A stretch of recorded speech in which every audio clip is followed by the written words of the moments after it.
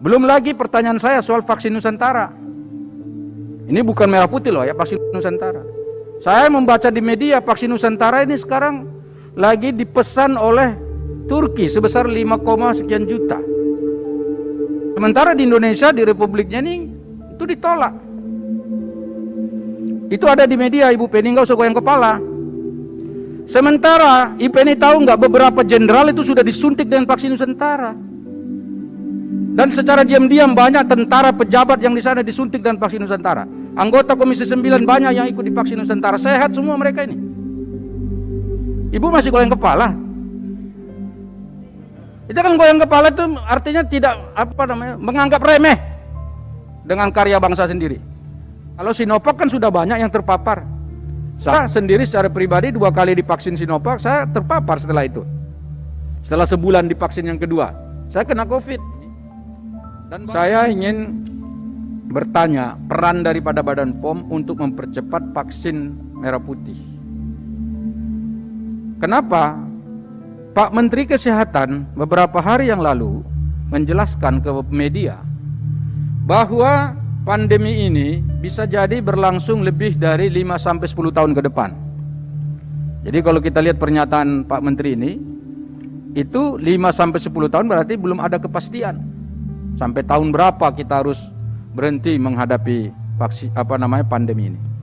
Jika pandemi ini berlanjut, lalu kita masih import ya vaksin-vaksin ini, maka ketahanan kita sebagai bangsa dari sisi pembiayaan ini akan betul-betul ya tidak menguntungkan. Kenapa? Karena Menko Perekonomian kemarin Pak Erlangga menyatakan di media bahwa untuk pengadaan vaksin saja kita sudah menghabiskan anggaran sampai 70 triliun. Yang kalau dipaparkan di kita kemarin itu baru sekitar 57 triliun, tapi ternyata menurut Pak Erlangga itu sudah sampai 70 triliun. Bayangkan kalau setiap tahun kita membiayai Republik ini untuk vaksinasi itu sebesar 70 triliun, itu luar biasa. Sementara banyak kabupaten kota di Indonesia yang anggaran APBD-nya per tahun hanya 1 triliun. Berarti kalau untuk vaksinasi 70 triliun, itu 70 triliun sudah bisa dan mampu membiayai 70 kabupaten kota di Indonesia. Nah karena itu pertanyaan saya, Ibu Penny, dulu janjinya kan akhir tahun ini paling cepat itu sudah bisa ini keluar vaksin merah putih. Atau paling lambat awal 2022.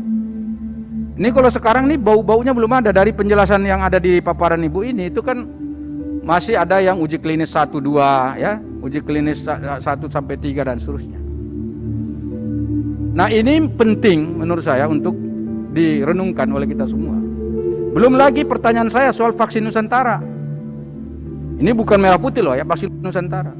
Saya membaca di media vaksin Nusantara ini sekarang lagi dipesan oleh Turki sebesar 5, sekian juta. Sementara di Indonesia, di Republiknya ini itu ditolak. Itu ada di media, Ibu Penny, nggak usah goyang kepala. Itu ada di media. Ibu kalau misalnya nggak percaya itu jangan jangan membantah di sini, di medianya Ibu bantah.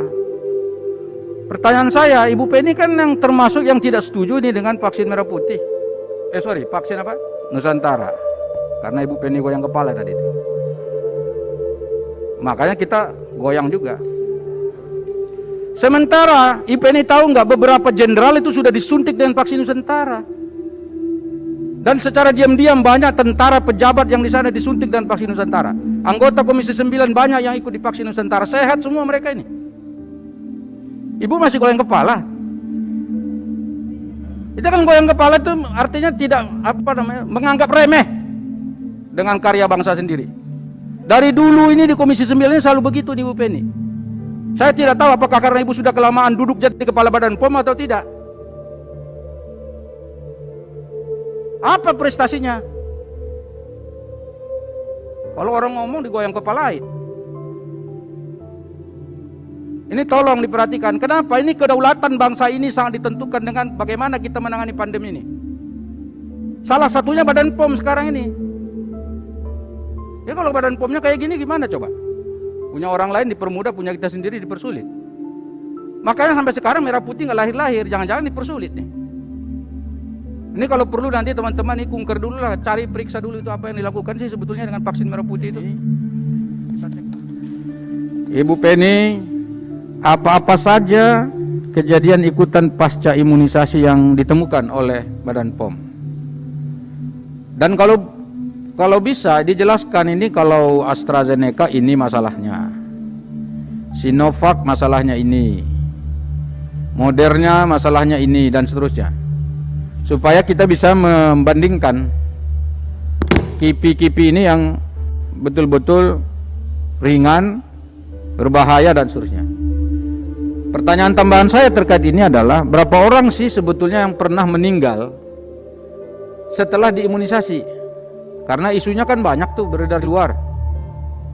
Apakah ada bukti bahwa setelah orang divaksin ada yang meninggal dunia? Kalau misalnya ada yang meninggal dunia, kira-kira apakah betul bahwa itu adalah respon tidak baik dari tubuh penerima vaksin sehingga yang bersangkutan meninggal dunia? Saya dengar begini, ini kan ada sempat beredar di media bahwa ada vaksin yang nggak bisa dipakai. Karena apa? Sudah dibuka, nggak sampai disuntikan, masa keluar dari tempat penyimpanannya habis, akhirnya nggak bisa dipakai. Betulkah bahwa ada vaksin yang tidak bisa dipakai akibat persoalan ini, soal teknik penyimpanan ini? Berapa vaksin kita yang sudah kita beli itu yang tidak bisa dipakai akibat persoalan ini? Lalu menurut Ibu, kalau terjadi hal seperti itu yang kelemahannya di mana? Apakah di tempat-tempat vaksinasinya, atau justru memang dari distribusi awalnya itu sudah ada masalah soal penyimpanan ini? Pada halaman 10 Ibu Penny menjelaskan berapa persentasi masing-masing jenis vaksin yang sudah dipakai di Indonesia. Saya mulai dari Moderna, walaupun Moderna ini nomor 2 terakhir datang ya. Moderna 4%, Sinopharm 4%, Coronavac 11%, Pfizer baru 1%, AstraZeneca 9%, dan yang paling banyak adalah Sinovac yang jumlahnya 71%. Nah, pertanyaan saya, apakah tidak terlalu banyak nih Ibu Penny yang untuk Sinovac ini? Mengapa kita tetap misalnya membuka ruang yang luas, lebar kepada Sinovac, sementara kita sudah bisa buka? Jangan sampai misalnya ini karena kita sudah taken kontrak dengan mereka, akhirnya kita tidak bisa lari lagi, tidak bisa pindah sama sekali lagi. Padahal kan kita ini konsumen itu mestinya boleh memilih. Karena di tengah masyarakat ini, pertanyaan ini menjadi penting Ibu Penny, tengah masyarakat itu sekarang orang sudah membandingkan. Kalau saya pakai Sinovac seperti apa? Kalau saya pakai Moderna seperti apa? Dan kita belum mendapatkan penjelasan juga dari Ibu Penny terkait dengan apakah orang-orang yang sudah divaksin selain Sinovac itu ada yang terpapar atau tidak. Kalau Sinovac kan sudah banyak yang terpapar. Saya sendiri secara pribadi 2 kali divaksin Sinovac, saya terpapar setelah itu. Setelah sebulan divaksin yang kedua, saya kena COVID. Dan banyak teman saya yang menjelaskan itu pengalaman yang sama, Sinovac ini, Pak Honesti. Nah, tetapi kita kan lebih banyak menggunakan Sinovac ini. Maka pertanyaan saya, apakah vaksin-vaksin lain itu setelah disuntikan masih ada juga yang terpapar? Mungkin ini di Indonesia nggak bisa dijadikan sebagai rujukan, tapi tetap karena dia masih baru ya, jumlahnya juga sedikit, tapi kita bisa merujuk pada negara-negara lain yang sudah menggunakan vaksin-vaksin yang disebutkan di atas itu.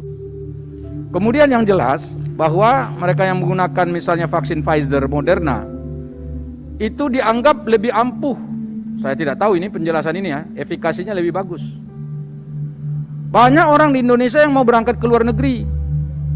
Katakanlah mereka tuh mau berangkat ke Amerika ya, hanya untuk sekedar vaksin. Tadi yang ditanyakan Ibu Alia itu, dari vaksin di luar negeri tapi tidak dicatat di Peduli Lindungi itu.